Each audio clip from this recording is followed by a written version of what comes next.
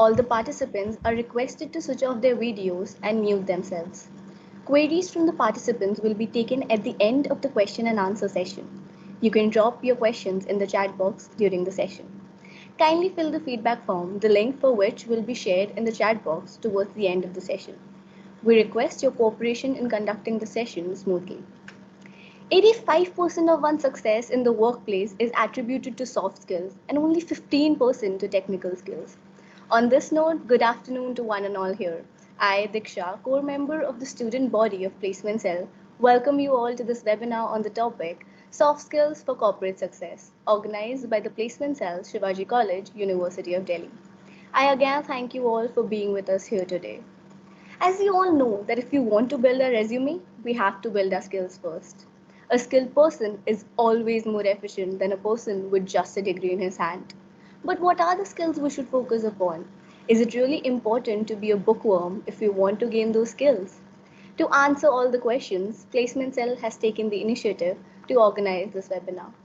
We are honored to have among us Ms. Rupali Popli, the certified emotional intelligence coach and an experienced skills trainer as the speaker of the day. We welcome you, ma'am. But before we get to hear from her, I would like to invite Dr. Jayata Thakur, convener of Placement Cell, without whose support and guidance, this webinar would not have been possible. Ma'am, I humbly request you to kindly address the gathering. Thank you so much, Diksha. Very good afternoon to one and all. A warm welcome to our speaker, Mr. Rupali Popli, and all the dear students, the audience who have joined us today. I'd like to thank our principal, sir, Professor Shivkumar Sede, for his constant support and inspiration. Though he could not join us today due to his busy schedule, but he has sent us his best wishes. And he, as I should always mention, that he is the supporting pillar who makes us work harder to do our best, put in our best. So thank you, sir. And I would also like to thank the organizing faculty members and the students of the placement cell for all their hard work. From my understanding, what I get is that soft skills are character traits that are vital for that act as a complement for the hard skills, and without the soft skills, it is something which is mandatory for a person to get to the very top. And they're basically a set of character traits and interpersonal skills which can characterize a person's interrelationship with other people. So I truly believe that our speaker of the day, Mr. Pali Popli, who is a certified emotional intelligence coach and seasoned soft skill trainer, she's the perfect person to give us further insights into the various soft skills that can enhance our skill set as a whole. I'll hand over the virtual mic to Diksha to take the session forward. Thank you. Thank you, ma'am, for your kind words and constant support. I now take this opportunity to introduce you to the speaker of the day, Ms. Rupali Popli. Ms. Rupali Popli is an experienced skills trainer with a demonstrated history of working in the professional training and coaching industry. She is skilled in mock interviews and corporate communication, along with time management and stress resolution. She is a licensed master trainer and facilitator, instructional designer, and an emotional intelligence coach practitioner. She has delivered trainings in IT and non-IT sector along with FMCG, manufacturing, telecom, and service industry.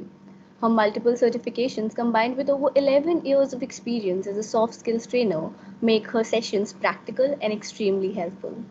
Thank you, ma'am, for gracing us with your presence today. Without much ado, I request you, ma'am, to kindly start with the session. Thank you. Thank you very much. First of all, to begin with, I would like to thank you very much from the core of my heart to give me this opportunity to share my experience and whatever I've learned over the years with all the youth present here. Because I believe that soft skills is something which complete us as a professional. Needless to say, these days, not only the corporate houses, but even our personal lives, they require this bunch, this set of skills which are tagged as soft skills. Um, Honestly, the organizations these days are looking forward for professionals who are a complete package. And when I say a complete package, they are looking forward for people who are not only really sound with their technical skills, but also have an amalgamation of all the soft skills that we are going to talk about today. Let me quickly share my screen so that we start going through the session and everything that I have in store for you for today.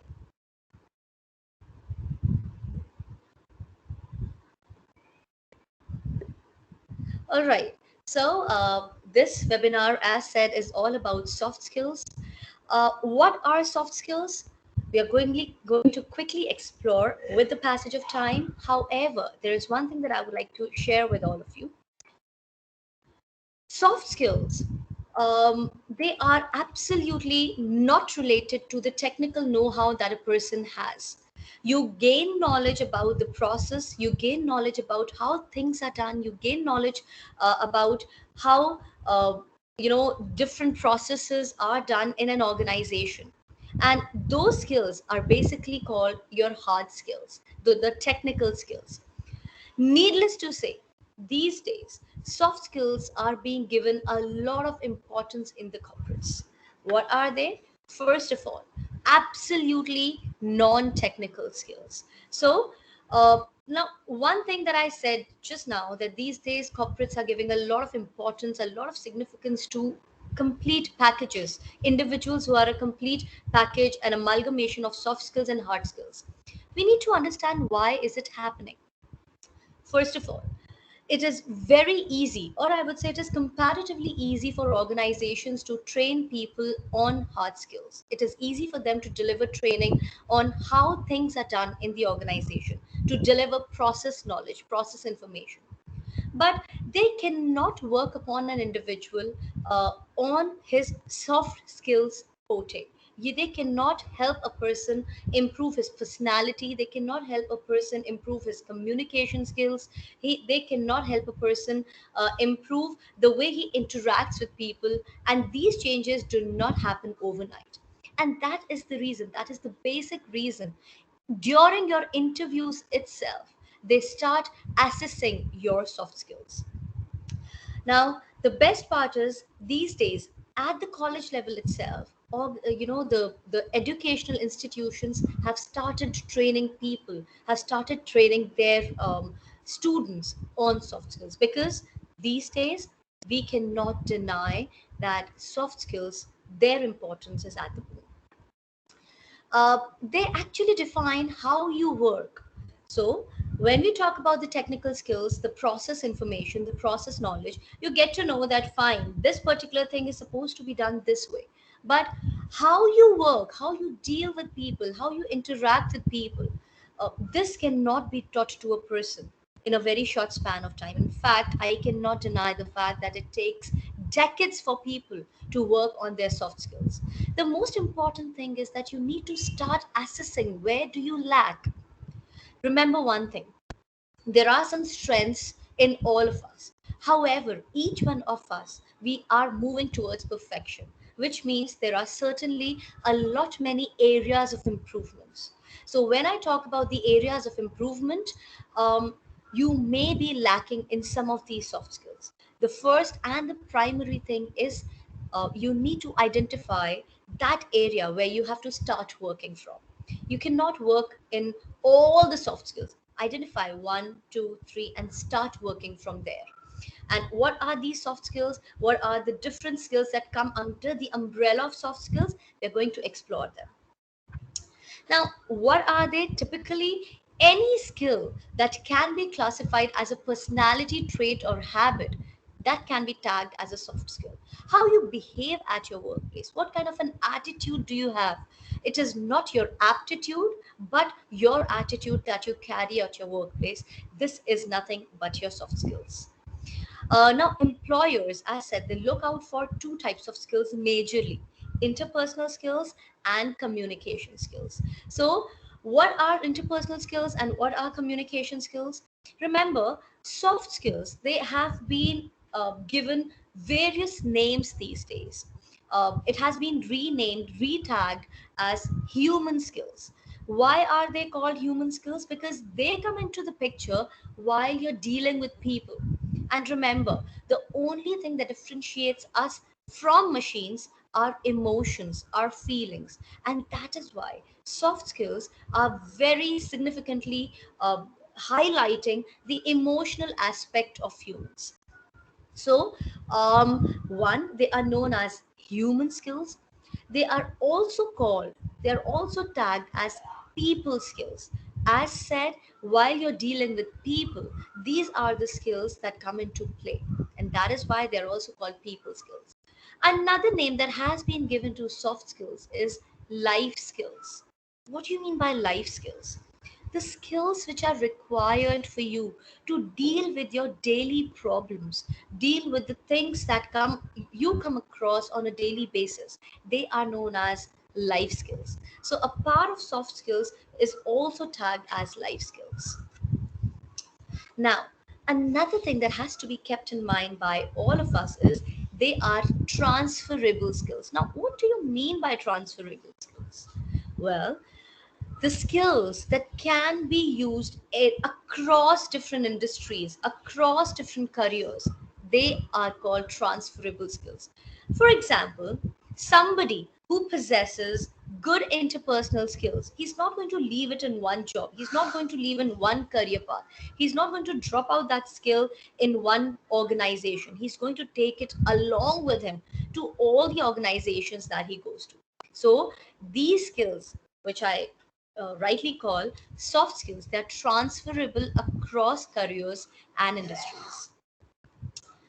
Coming to the importance of soft skills, why are they important? Why are these organizations actually looking forward for people, looking forward for candidates, looking forward for employees who possess good soft skills? It is very important for us to understand why are they important, because I believe I am going to learn something only when I realize the importance of that particular thing in my life. And if I do so, I'm quite sure this is a rational human tendency and it is going to be there with you too. So, unless and until we don't understand what is the importance of soft skills, I'm quite sure we wouldn't get inclined towards attaining, towards learning any of these skills. So, let's explore why are they actually important. Let's understand what is the importance of soft skills in the corporate. And as said, not only in the corporate world, it is required even in our personal life. You may be a part of the public sector unit. You may tomorrow go ahead and join an educational institution. You may be somebody who turns into an entrepreneur, or you may be somebody who joins a corporate house.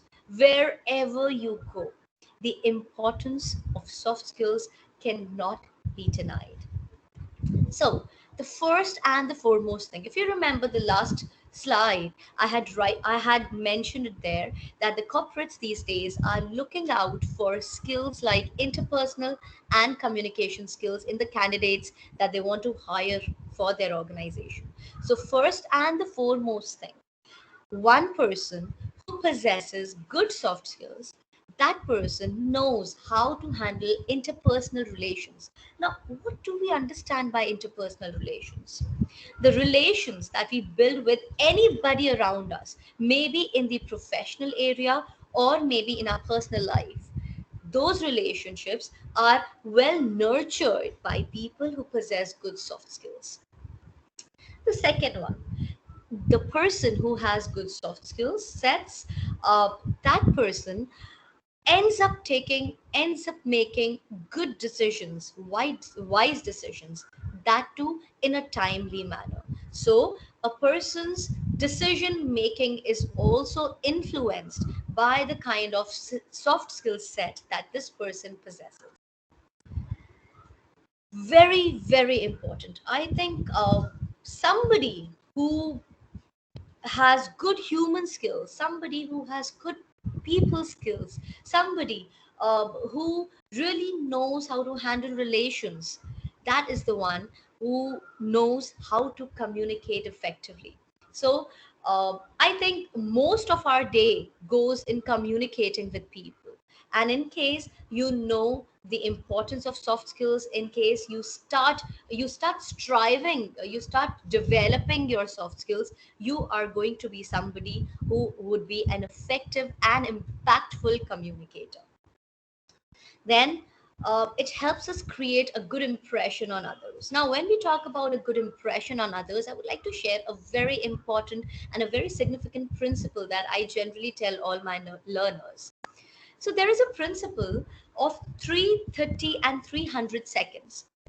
Now, this principle of 330 and 300 seconds talks about the creation of impression on people. Now, remember one thing throughout your life. I do not believe that the first impression is your last impression. Certainly not. Your first impression may be different from what you create over the period of time, over different meetings with others. But you are never going to get a second chance to create a first impression. So, we need to understand that your first impression is very important. While you appear for an interview, when we talk about how you must dress up, how what you must wear, how groomed you must look, your grooming is very important. Why do you think it is important for us to make sure that you look well groomed and well dressed on that big day of yours, on that interview day? That's just because you would like to create a good first impression. So remember the principle of 330 and 300 seconds. What is that principle? The 3 seconds, the first 3 seconds, what are they all about? When you look at somebody, it takes 3 seconds for us to create a first impression. And when we look at somebody in those 3 seconds, what do we actually see? Nothing but just the appearance. What all do we include in appearance? The way a person is dressed, the way he has made his hair, um, the way he's carrying his clothes. That is it. For boys, is he well groomed? Does he have an overgrown beard or not? In case of women, the way we make our hair, the kind of nails we have, etc., etc. So 3 seconds in the principle of 330 and 300 seconds, it is actually talking about your first impression. And do not forget, you create your first impression in the first 3 seconds of your meeting. Be it an interview, be it a meeting with your client, be it anyone whom you're going to meet for the first time. The first 3 seconds are crucial. And how do you create your first impression? I repeat, it happens through your appearance. Talking about the 30 seconds of the 330 300 seconds principle. The 30 seconds help you create an impression which is all the more solidified than the one that you create by the first 3 seconds. The 30 seconds, how do you utilize them? Well, anybody who is trying to create your impression in his mind is going to take into account the way you communicate in the 30 seconds. So, how you communicate with people, whether you're fluent or not, whether you're intonating or not, the kind of body language you have, the kind of gestures you have, the kind of eye contact you make, all of these things, they come under the 30 seconds. So if you are creating an impression on somebody, the other person is going to take just 30 seconds to analyze the way you communicate and how long he's going to probably give you an opportunity to talk or not, especially when this person is sitting at a powerful position. So 30 seconds, it is all about the way you communicate. Remember, communication is also a part of your soft skills. Then the last but not the least, how to create good impression? Well, 300 seconds. If we calculate 300 seconds is 5 minutes, what do you think a person would be looking at in case he is trying to, uh, you know, create a picture of yours in his mind? Well, when we talk about the 300 seconds, it is about the way you behave. Needless to say, last but not the least, this is the most powerful aspect, the way you behave, which means what kind of a person you are. We may end up ignoring the 3 seconds or the 30 seconds, the first two things that we have discussed, in case the 300 seconds come into play, in case the 300 seconds is rightly placed. So remember, You may be somebody who's technically very sound, but if your behavior is not appropriate, it really doesn't matter what kind of an employee you are. Because ultimately, people are going to question your technical skills in the corporate or in your work area for the first few years of your life. Later on, it is understood that you know how to do your work. You know, you already have attained that process knowledge. What happens after probably 5 to 7 years in your career? You are questioned on the way you behave with your team, on the way you deal with people around you, on the way you network, right? And all of this is about 300 seconds or probably 5 minutes. So 330 and 300 seconds. Remember this principle throughout your life. 3 seconds is what you take to create the first impression on anyone you come across for the first time. And what happens in those 3 seconds? Somebody just takes a look at you, how you look, and based on that, they're going to start creating an image of yours. 30 seconds, I repeat, is all about the way you communicate, your fluency, the kind of words you use, I mean, the choice of words that you use, your intonation, the pauses, etc.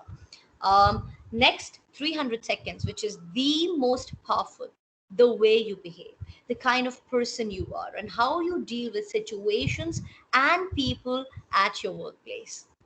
So, a person who possesses good soft skills is the person who is able to create a better impression on others than his contemporaries.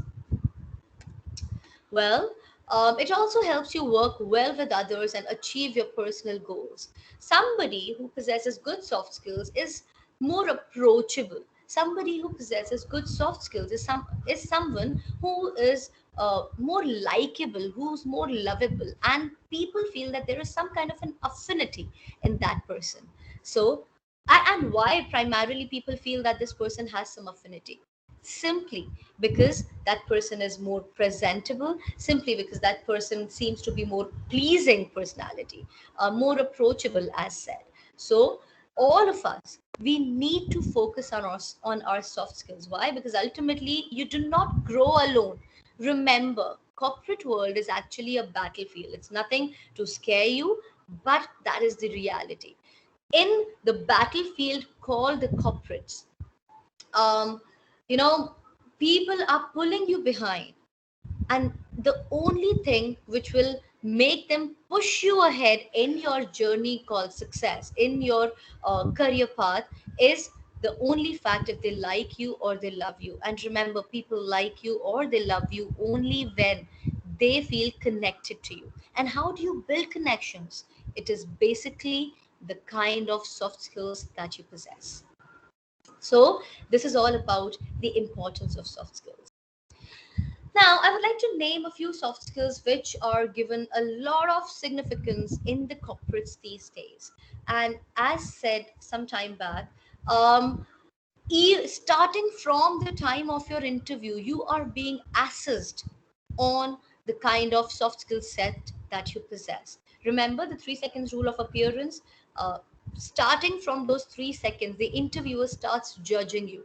And anybody in the room who feels that they do not, you don't judge people or you are not being judged, we need to get our facts corrected. Why? Because psychology says that within 3 to 18 seconds, each one is judging you.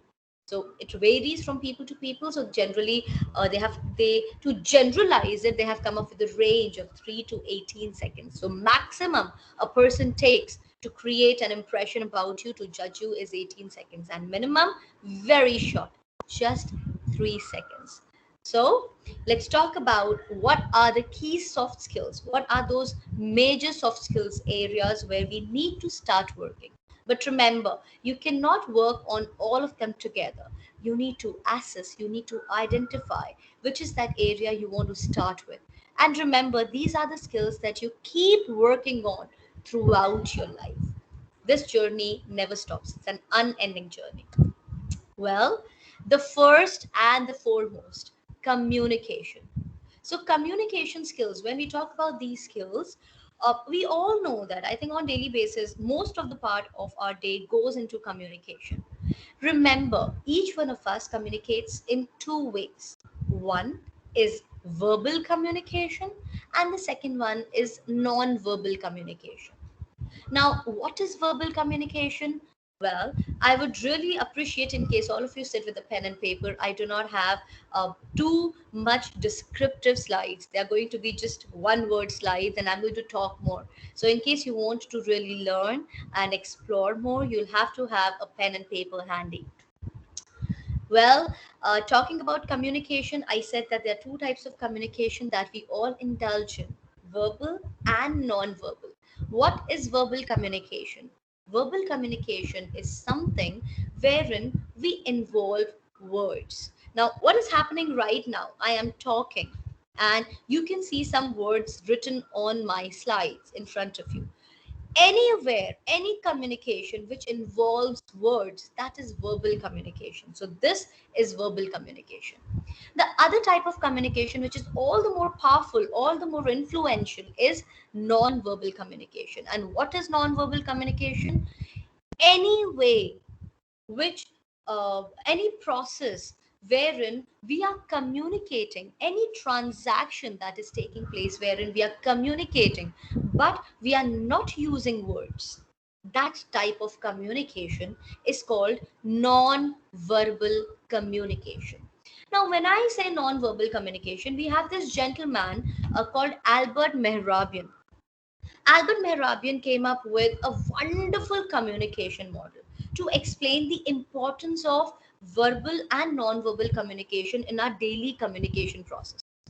He said that in any presentation, in any communication, the content that you have, the words that you use, out of 100%, the entire process, out of the 100% process, the importance that is given to words, the importance that is given to content is just 7%. Only 7%. Imagine that's a very small number out of 100%. So Albert Mehrabian said that 7% importance is given to words. Well, 38% importance is given to tonality. What do you mean by tonality? We'll come to that. And 55% importance is given to the body language. Now remember, body language, which is 55%, and 38%, which is tonality, that both combining together falls into the category of non-verbal communication, which means 93% of the communication that we have on a daily basis is all about non-verbal communication, right? So what all do we include in non-verbal communication? Well, it can, starting from eye contact to the way you nod your head.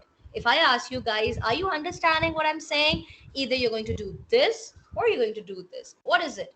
Without saying a yes or a no, you're letting me know, is my message reaching out to you in the right way or not? Correct? So, this is non-verbal communication. Secondly, uh, another thing that is a part of non-verbal communication is um, your hand gestures. So a natural speaker ends up using his hands while he's communicating. Now, many of us are scared of public speaking. Now remember, public speaking is nothing but when you're talking to people, while you are speaking to the public, you may not be addressing 500 people in one go. Even when you're just giving a presentation in your boardroom to your boss and to few of your colleagues, you may have just 5 people in the meeting and you're giving a presentation. That is also public speaking. You may be addressing just 2, 3 people at your home. That is public speaking. Remember, anytime when you're afraid, anytime when you're scared, anytime when you're fearful, this hand position is something which is very powerful. It is known as a steeple hand. I believe you are not able to see my hands. 1 second.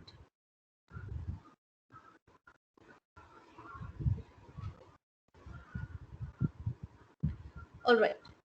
Okay, so I wanted to show you, this is called a steeple hand, right? So anytime in your organization, the moment you enter, or in your college, in case you're addressing people, in case you're not that confident of giving away natural hand gestures, you may feel free and have the steeple hand position wherein you join your fingertips and address people. This seems to be extremely thoughtful and something which is very impressive and a confident stance.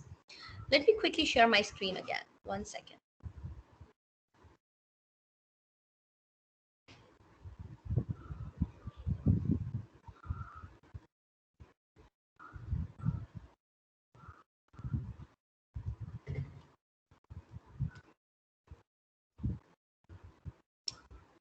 All right. Give me a second.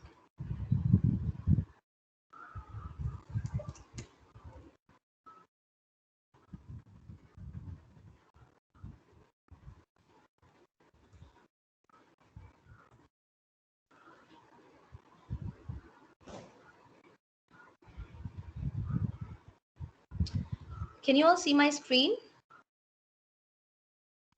Yeah, it's visible now. Yes, ma'am, it's visible. All right. 1 second. If you don't mind, if your camera is on, maybe in between when you're making the gestures, it would be easier for students. No, I think I've just turned it off because when I'm sharing my screen, I doubt if I can turn on my camera. It goes off automatically. Oh, okay, okay, no issue. Yeah, let me quickly try turning it on. No, so when you're sharing your screen, I don't think that I can turn on Okay, my no camera. problem. Yeah. No problem. Ma'am, did you try turning it on? Yes, I have tried turning it on, but I'm not able to do that. Maybe some setting issues, which we can figure it later. It's okay. Yeah. So don't worry. I'm going to come back in case I am trying to show some stance or something to people. Yeah. All right. So this is about communication skills. So 7%, 38%, and 55% is given to body language. Body language, as said, it includes your what should I say? Your eye contact, your gestures, your posture, the way you stand, the way you sit. Are you sitting upright or not? Are you standing upright or not? Are you slouching? Do you have a very laid back kind of a body language? All of that is included in your body language. Coming to tonality, what is meant by tonality?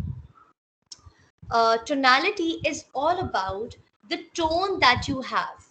Tonality is all about intonation. Remember, intonation means the high and the low pitch, the pitch variation that you have in your communication. Tonality is all about the right pauses at the right places. Every time a sentence ends, you need to take a pause, not only for you to breathe, not only because it gives you a breathing space, but also because it gives the other person time to process the information, right? It is about tonality is about laying the right emphasis at the right words. It is about, you know, your volume. Is it right or not? Are you audible to the end of to the in the end of the room as well or not? So tonality includes pauses. It includes the pitch. It includes the volume, and very important, it includes the pace at which you talk. It includes the rate of speech of a person. You may have come across people who talk really fast. What's the first thing that comes to your mind when you listen to somebody like this? Well, probably this person is in a rush. Or the second thing that comes to your mind is he seems not too confident about what he's saying, right? So it is very important that we must start working on our rate of speech in case it is too fast. On the other hand, there are people who talk really slow. So if you are somebody who talks really slow, you need to fasten your speaking speed. Why do I say so? That's because in case you're slow, you may end up boring the audience. You may end up boring the listener. So your rate of speech must be something which is an average speaking speed. Moving on to the next type of skill,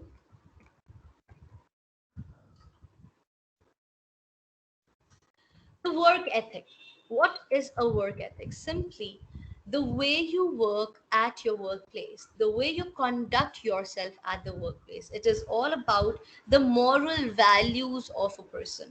Remember, in most of the organizations, they follow some work ethics to which you are introduced on the very first day of your working, of your joining. However, apart from that, throughout the world, across the globe, wherever you go, there are some work ethics that you must follow. For example, integrity. For example, honesty. For example, subordinating your interest to the interest of the audience, etc., etc. What is the next one?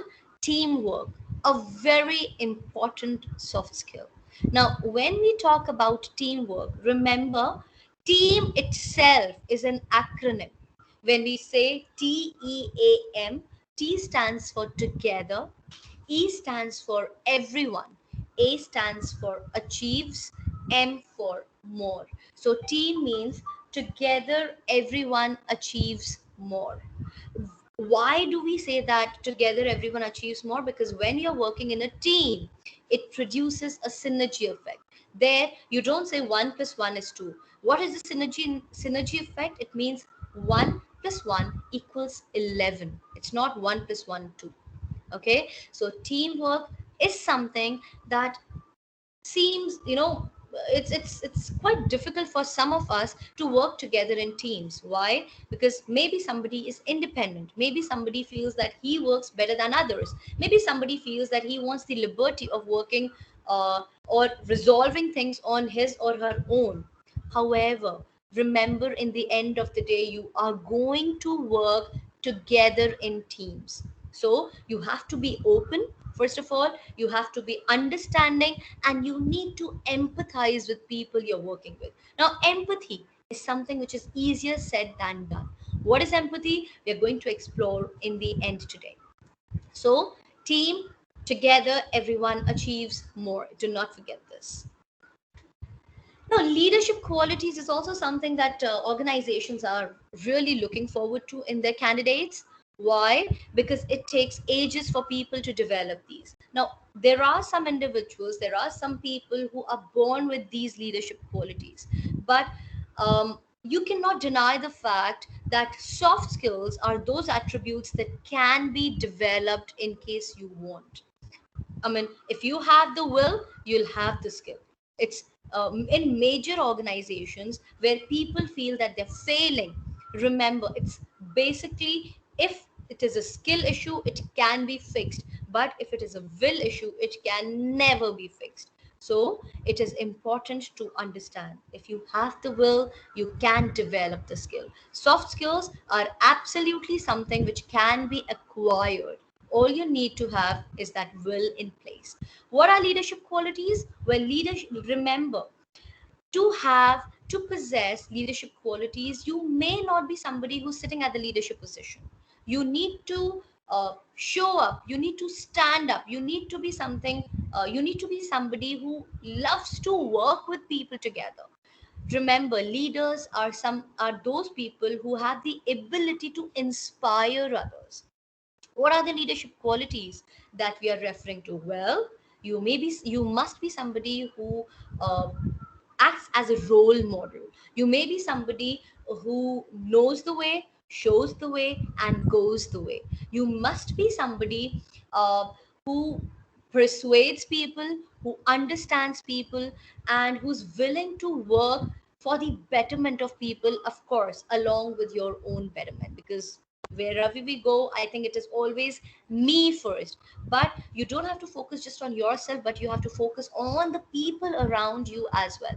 And that is when you start turning into a leader. Do not forget, there is a hell lot of difference between a manager and a leader. There is a lot of difference between somebody who's a manager, because manager is somebody who is managing a team. I'm sure that we must have read it somewhere back in school, that manager is somebody who manages a team and a leader is somebody who leads the team, right? And what is the basic difference? What is the major difference? Leaders are very much considerate of their people.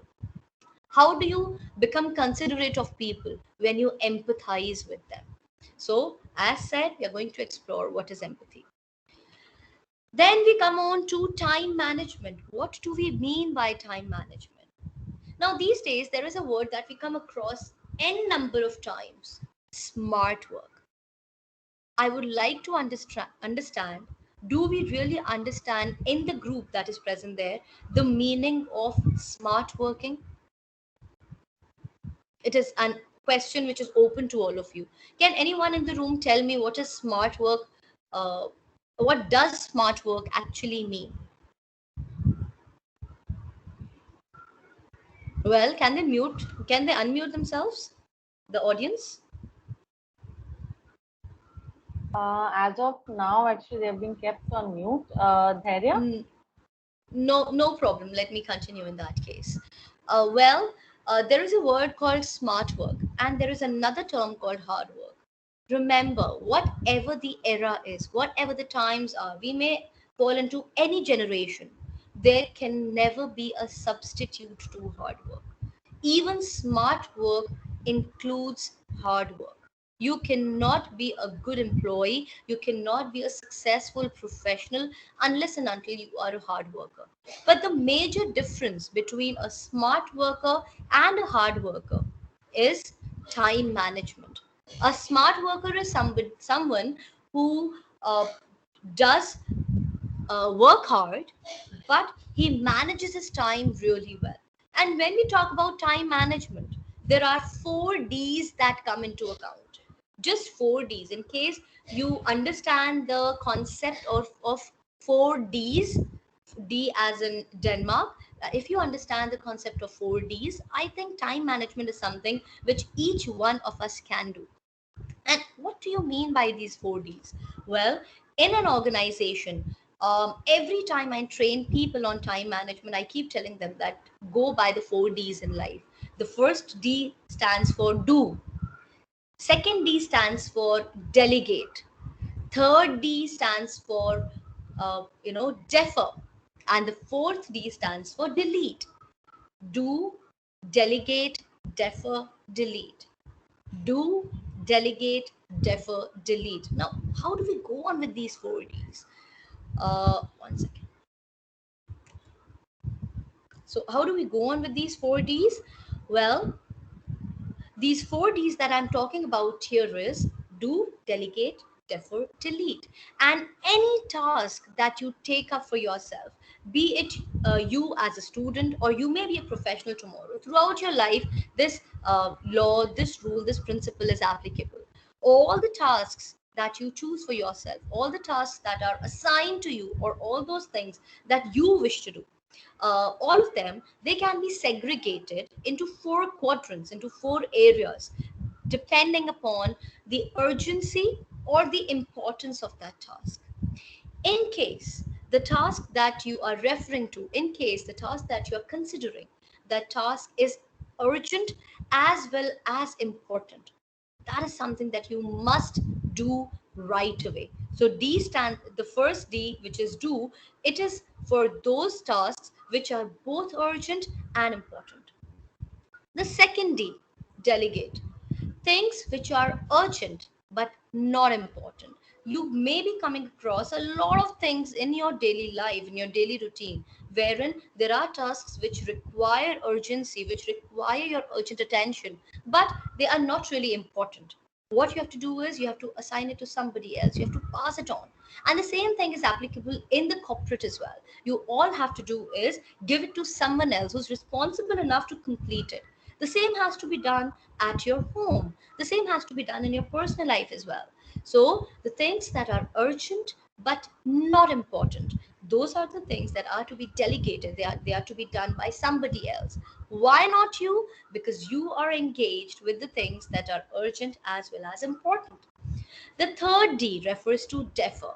Now, tasks, things, or those those activities of your life which are important but not urgent, all you have to do is defer them. What is meant by deferring? It means you have to just assign them a time when you're going to do it. Don't do it right now. Every time you assign them a time, every time you give yourself a slot for that particular task to be done, you feel calm and composed. And that is the thing that you do, so that you can focus on the things which are both urgent and important, or something that you're doing right now. So things which are, important but not urgent, the best thing that you can do to yourself and to those tasks is give or assign those tasks a time later in your day, or whatever time is suitable to you. The last but not the least, very, very important, and probably the most difficult part of the 4Ds: deletion. Things which are not urgent, things which are neither important, all we have to do is delete them. And in case you go through your entire day's routine, you would come across there are n number of things in which we indulge, and they do not deserve your attention. They do not deserve that time that you're wasting on them. So all you have to do is sit with a pen and a paper and write your routine, write your daily routine, and all you have to do is keep checking out those things which you feel are unimportant. And I'm sure if they're unimportant, they won't be urgent either. Correct? When you delete those things which are neither important nor urgent from your daily routine, you would feel you have created so much of buffer time for yourself, which can be used for something constructive. So, at the workplace or back at home, in case you want to increase your productivity or you want to turn into a smart worker, go by the 4Ds thing: do, delegate, defer, delete.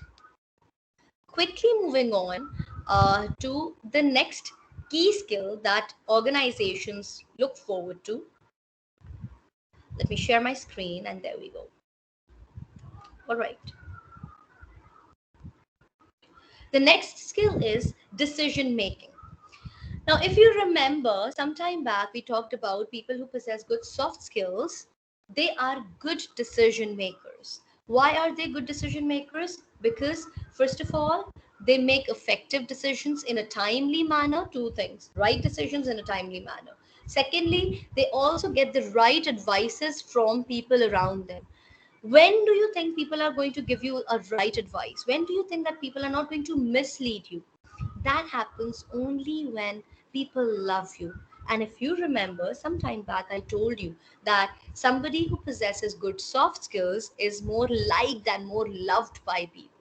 So if people like you, if people love you, if people cherish the relationship that they share with you, they are never going to mislead you, which helps you become a good decision maker.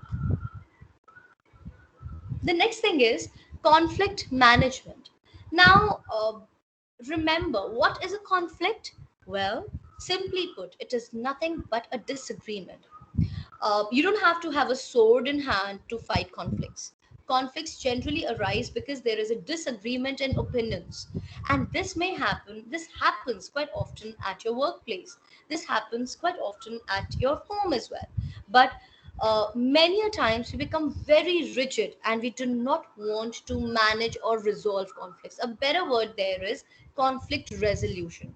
What happens when you end up being in conflicts? At times you have to negotiate, at times you have to listen to people, and at times you have to find out a win-win solution to all the conflicts that you are surrounded with. So conflict management and resolution is also one key soft skill that organizations want, or they look ahead in their employees. Why? Because they know in case there would be people working together, there would certainly be many conflicts, and somebody who knows how to resolve conflicts will actually contribute in the maintenance of harmony at the workplace. So remember, conflict management and conflict resolution is also one of the strongest soft skills that we must develop in us as an individual, so that we are a powerful candidate in the corporates. Next, critical thinking, or we may also call it as creative thinking. Out of the box thinker. I feel that I am an out of the box thinker. I feel that I can come up with good ideas even when the times are challenging. Organizations welcome such employees. people who are critical thinkers, people who can analyze the situations, people who can come up with great enlightening thoughts, great enlightening ideas, out of the box thinking, even during challenging times, even when the times are really pushy. Organizations look ahead for such employees as well. Now, very, very important soft skill, networking. As they say, your network is your net worth. Um, we need to start working on our networking skills. Why? Because as just now I told you, our network is our network. But in the times when the pandemic has hit the world and most of the people are operating from home, it is very difficult for us to create a good network. Now, what shall we do to create a strong, solid network? Social media comes to our rescue. Remember, gone are those days when people used to use Facebook. The times are such that you must be active on LinkedIn.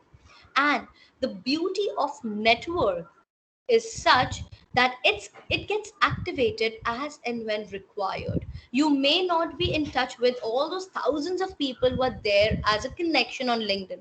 However, as and when needed, whenever you need something to be done, whenever you need some guidance, whenever you need some support, LinkedIn certainly helps you there. So make sure that all of you are active on LinkedIn. And truly, I feel that LinkedIn is absolutely a magical platform to create a good, strong network. Why? Simply because of three reasons. The first one being it is available for free.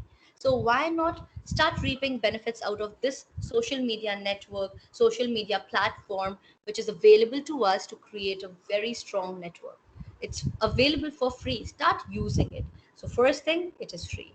The second reason why I feel LinkedIn is magical is because you can connect to 30,000 people directly on LinkedIn in a free account. Now, when I say directly, the number of indirect connections that you develop on LinkedIn, you can never count them. It is very, very difficult for a person to estimate the number of indirect connections that you have on LinkedIn.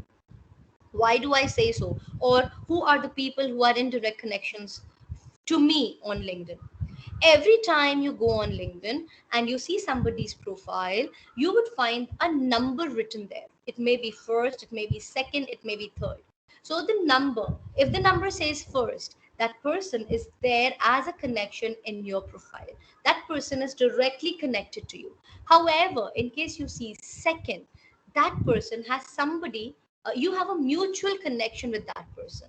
So he or she may not be there in your connection list, but he is an indirect connection to you.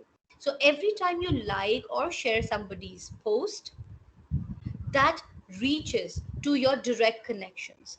And indirect connections, as said, so if in case I have 500 people in my list, 500 people are my direct connections, and all these 500 people, the n number of people who are there in each person's profile, they become my indirect connections. They may be 50,000, they may be 5 lakhs, whatever.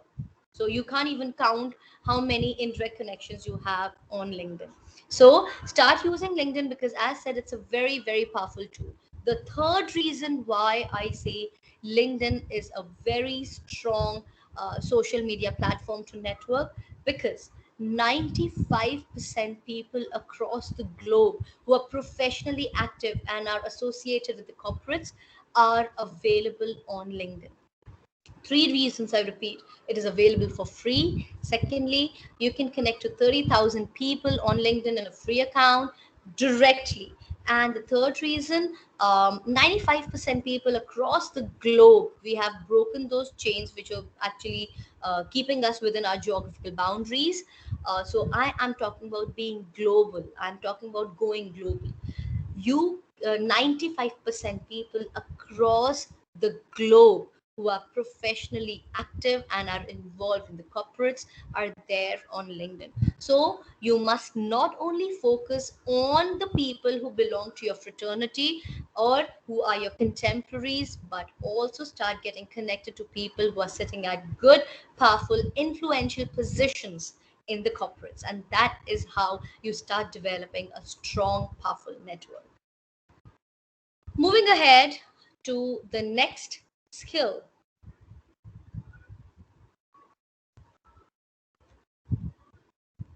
Well,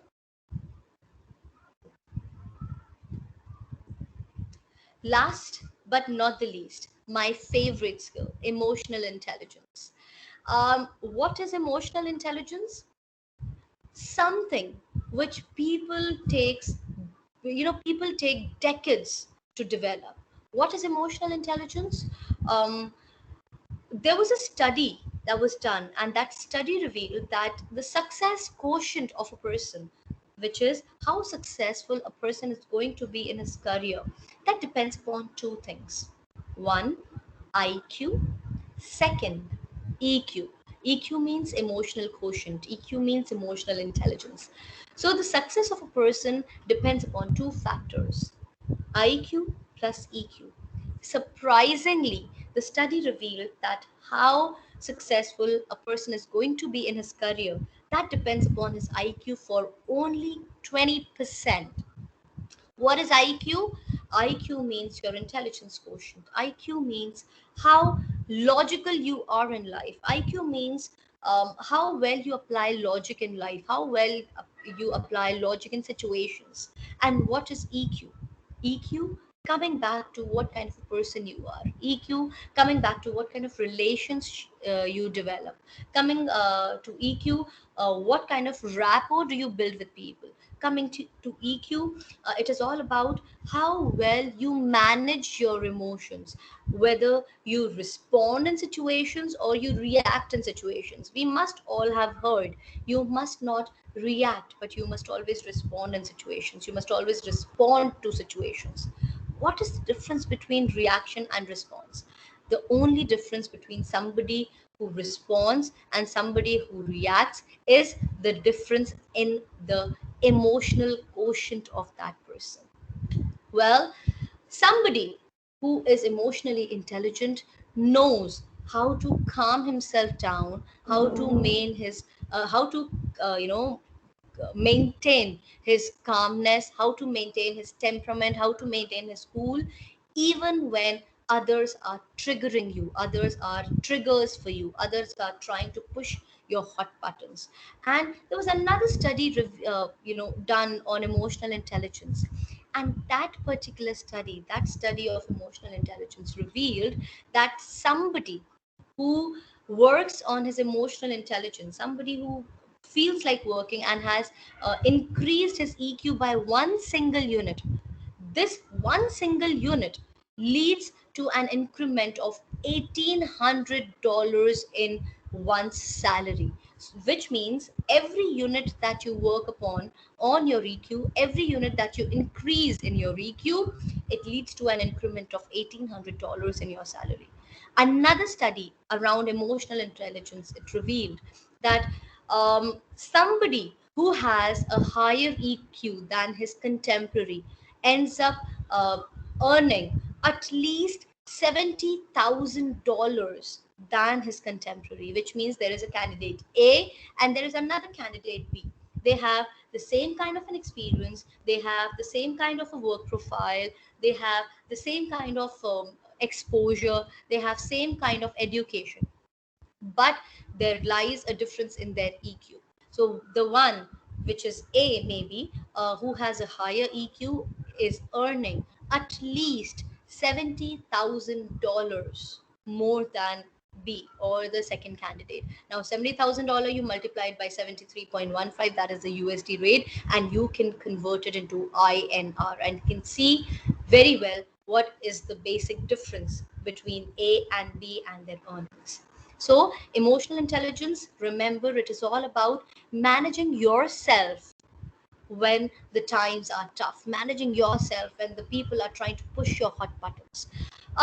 More about emotional intelligence. Remember, it talks about two areas. It talks about you as an individual. It talks about you managing yourself when you're emotionally charged up, and also it talks about what kind of a support you offer to people, or what role do you play in others' life when they are trying to control themselves. So, what is emotional intelligence? It talks about how well you manage yourself or how you manage others when they are also emotionally charged up. When I'm talking about emotional intelligence here, remember, I'm just not referring to those negative or those types of emotions which lead you to a negative behavior or response. When you're happy as well, when you are, in a state of ecstasy, even in those situations you are not in a position to take the right decisions. Okay, so anytime whenever you are emotionally charged up, you may feel that you are losing control on self, and somebody who knows how to keep himself or herself under control or manage himself when emotionally they are charged up is somebody who's emotionally intelligent. One very important piece of information here: you can never control your emotions. I repeat, we as humans, we do not have the ability to control our emotions. All we can do is we can manage them really well, because emotions, they there is an emotional arousal that happens within us. It may be because there is a situation that triggered us, or it may be somebody in our surroundings. It may be some individual who triggered or pushed our hot button. So this emotional arousal happens because of the deeds or actions or gestures of others, and we cannot control others. And that is why I said we cannot control our emotions. Once that emotional arousal has already happened, all we can do is manage them. All we can do is manage ourselves. And that is why emotional intelligence is not about controlling your emotions, because it cannot be done in the first place. It is all about managing yourself and managing others when they are emotionally charged up. Now, here I have one very important thing that I generally share with people, um, especially when I go to educational institutions. Um, Corporate, the word corporate itself, it is nothing but an acronym. The word corporate talks about all those skills that corporates are looking in, they search in their candidates. Here I named a few of the soft skills. Before this slide, we talked about a few soft skills that we must start working on, or we must see which is that soft skill that we want to start developing first. Remember, you cannot take them all at a time. You have to go one by one. But uh, in a nutshell, if it wouldn't be wrong if I say that the term corporate itself talks about all those skills that corporates or employers or interviewers they want or they look up to in their candidates. They search these skills in their candidates and their prospective employees. What are they? Let's explore. Let's find out. The first alphabet in the word corporate is C. So C stands for communication skills. In case you want to be somebody who is a high achiever in corporates, you must possess good communication skills. O stands for openness, to learn, to experiment, to grow. You must be open to feedback. You must be open to learning. You must be open to challenges. O stands for openness. R stands for, in the term corporate, R stands for research skills. Now, remember, any individual who is confident, why do you think in the first place that person is confident? Maybe because he's knowledgeable. Yeah, that may be one of the reasons he's sounding so confident. So when somebody is knowledgeable, we need to understand how and why this person is knowledgeable and what is the source of his knowledge. Needless to say, It is because of his research skills. So if you want to sound confident, you must be knowledgeable. How do you gain knowledge? When you are updated. How do you gain updates? When you are into research. Research about what is happening in your industry. Research about what are the latest achievements of those organizations which are the leaders in your fraternity, in your area of expertise. So research skills are very important in the corporates. Next, P. P stands for presentation skills. What do you mean by presentation skills? I am not referring to using a PPT and giving a presentation. I am talking about whether you're presentable even when there is not a PPT, whether you know how to present yourself in front of a client, whether you know yourself how to present in front of a customer, whether you know how to present yourself in an interview, whether you know how to present yourself in a meeting. Presentation skills is about you. It has got nothing to do with the presentation. Now, just look at the slides that I have created. There are hardly any words that I have introduced in the slides. So remember, the PPT that you create, they are just a tool for your audience to understand what you are saying. They are just a tool for you to facilitate learning for your audience. PPT is a tool that is to be used by you. PPT is something which can or which must never replace you. So, presentation skills here is about you. It is not about the PowerPoint presentations. Presentation as in how you look, presentation as in how you carry yourself, presentation as in how you talk to people.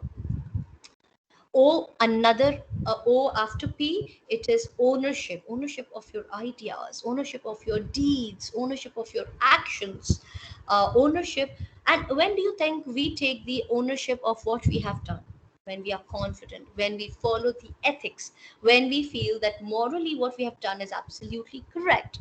So if you follow the work ethics, you are certainly going to have the ownership of your ideas, of your thoughts, of your deeds, of your actions, of your gestures, everything. The next one is R, which talks about rapport building. Rapport building, it revolves around interpersonal skills, basically. What kind of a rapport have you developed with your bosses? What kind of a rapport have you created with your colleagues? What rapport do you have with your subordinates? And for that matter, the chai wala of your organization. Even that is very important. That is one individual who's going to get you that information जो आपके bosses आपको नहीं देंगे. So rapport building is with everyone. You have to create a good rapport. You have to create a good image with everyone in the organization. A stands for adaptability. Are you flexible enough to work in the in the corporate culture, which is synonymous to hypocrisy, diplomacy, and politics? Are you adaptable to the you know ever changing situations in the corporates? You need to be adaptable, you need to be flexible. In case you're not adaptable, in case you're rigid, you won't be able to survive in the ever changing culture, ever changing environment of the organizations. So adaptability is another trait, another attribute that the corporates look forward to in the candidates that they are willing to hire for their organizations. T, as said, is about time management. When it is about time management. You have the Guru mantra now. It is the 4 Ts: do, delegate, defer, delete. And on what basis you have to do that? It has to be done on the basis of urgency and importance of any task. Last but not the least, very important, etiquette. Now, what is etiquette? Here we are talking about telephone etiquette. Here we are talking about email etiquette. Here we are talking about meeting etiquette. We are referring to dining etiquette. All sorts of manners, basically mannerism, right? The manners that you need to have in the corporates. Remember, there's a lot of bling in the corporates, right? There is a lifestyle that you have to maintain in the corporate. And I'm not talking about the money involved, but that lifestyle revolves around the etiquette that a person brings to the table. right? So corporate, CORPORATE, is about communication skills, openness, research skills, presentation skills, ownership, rapport building, adaptability, time management, and etiquette.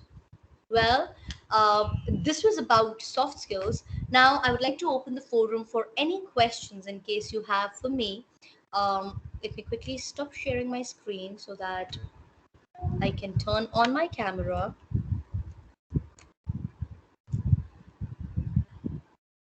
All right. So this is what I had for all of you for today on soft skills, and the skills that are required for you to be an impeccable, incredible candidate, incredible professional, extraordinary professional in the corporate, to attain that successful mark in the corporates. Any questions in case you have for me, feel free to ask. Sure, ma'am. Just read the question.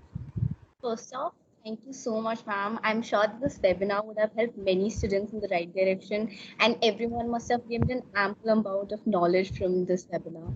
So now we'll just proceed to the questions, and I would like to invite Twinkle Agarwal to proceed with the question and answer session. And I request all the participants to please stay calm throughout and let the previous question complete before raising another question.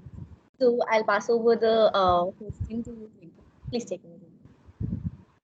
So, thank you, Diksha, for maintaining the decorum of webinar till now. Before I proceed with the Q&A round, I request all the participants to turn on their videos so that we can have a quick photo session.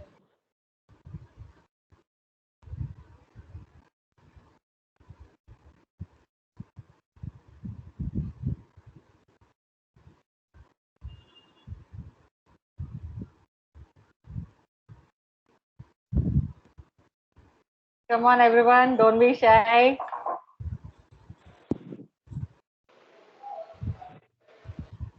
A quick photograph. Yeah. So, let's proceed further. So, well, we have been receiving great responses over our social media handles. I'm sure everyone must be eager to know answer to their question. So, without any further delay, let's proceed with the questions. You can go on with the questions.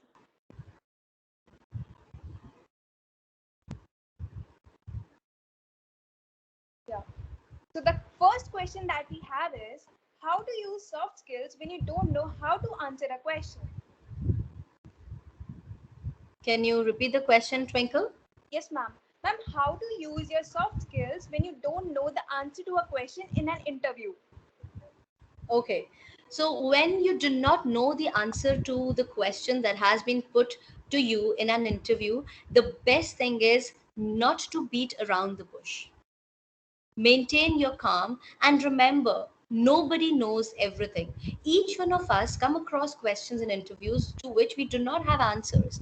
The best idea here is to let the interviewer know, well, that you do not have the right answer to this question, but make sure that you have the answer to the question so that you at least know the answer in case the question is put in the next interview. And remember, one, two questions, if go unanswered in an interview, they do not hamper anything, because interviewers know that there will be some questions which the candidates wouldn't be knowing the answers to, right? So do not beat around the bush, be calm, be composed. Remember, you know, no candidate ever has been such who knows 100% of the answers. Prepare well. The most important thing, keep it in mind that there would be some questions that you won't be in a situation to answer, and in case you don't know the answer, the best thing is to let the interviewer know, well, I'm unfortunately I do not remember the answer, or probably I skipped on this information. I would love to know it from you. What does this mean? The idea of beating around the bush or trying to hit it repeatedly is just sheer wastage of time. Okay. That's so insightful, ma'am. So the next question we have for today is sometimes while answering any question during interview, you get excited and your voice tends to get rude. So how do you handle that problem? Every time you gets excited, the best thing that has to be done is take a deep breath. even when you know the answer, even when sometimes we end up in situations wherein we jump to answer the question. Take a pause, take a deep breath. It is okay that you know the answer. You need to still portray that you're thinking. Why? Because you want to come up with the right and the best answer to the question. Do not jump onto the answer. Take a deep breath even when you're confident that the answer is right. Take a deep breath and then start with your answer. So this is going to reduce your pace of speech, your speaking speed. Along with that, you won't be that excited. So take a deep breath before you answer the question. Ma'am, that's such a wise answer. So the next question we have for today is, according to you, which one is better? I mean, which one should be preferred? You have to be a good listener or a good speaker.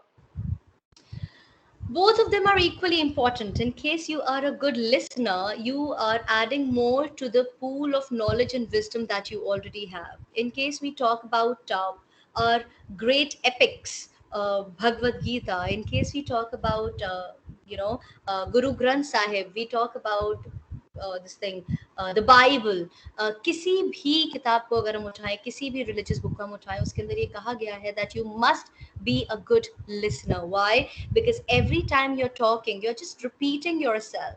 But every time you listen, you are adding more to the pool of wisdom and knowledge that you have. So it is very important for us to be good listeners. But when there are times when you have to reflect what kind of a speaker you are as well, right? As a speaker, as a leader, you need to be a good speaker. So you need to have a balance between being a good speaker and a good listener. Both are equally important. Ma'am, that's such a judicious perspective of yours. And the next question we have for today is, uh, what are the good ways of preventing things from getting too stressful at the first place? I think you must start working on your breathing pattern. That is very important. In case you're feeling stressed out, two things that are to be kept in mind. First of all, meditation always helps. Now, I am not talking about the hardcore meditation here, just breathing exercise. That's it. And these breathing exercises, in case you start working on your breathing pattern day in, day out, you would feel that the levels of stress they reduce automatically. First thing. Secondly, there are a lot of what should I say, techniques that I generally tell people to follow while they are stressed out. But one thing that is one of the bestest solutions that I offer to people is talk to people. In case you're feeling stressed out, you must take a break, first of all. Secondly, talking to somebody who you feel is going to understand you, who is going to show you the right direction, who is going to be is going to find a solution, an objective solution.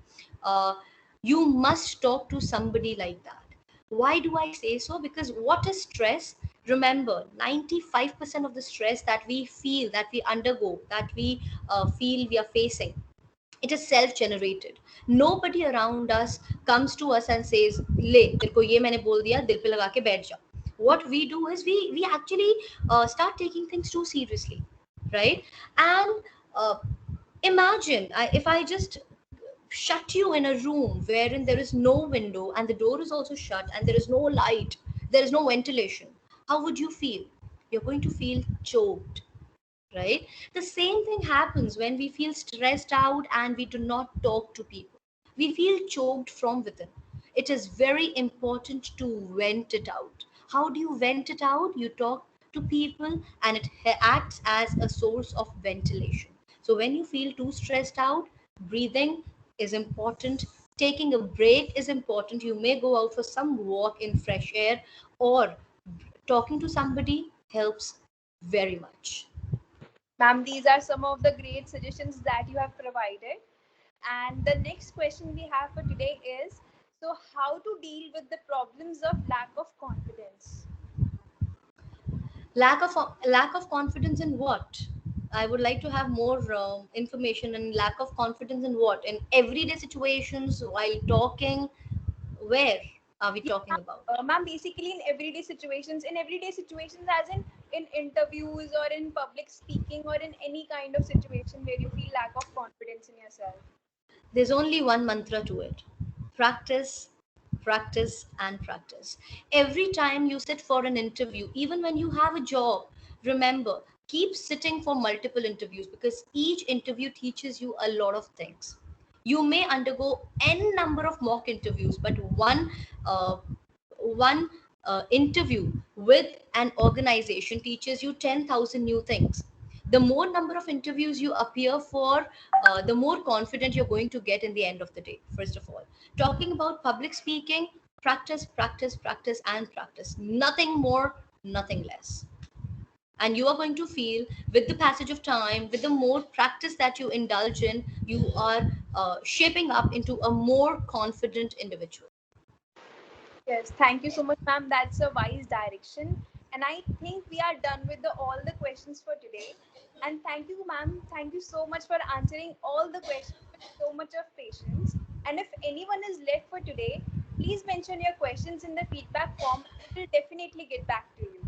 Now, I would request the faculty from Placement Cell, Mr. Bharat sir, to formally thank everyone.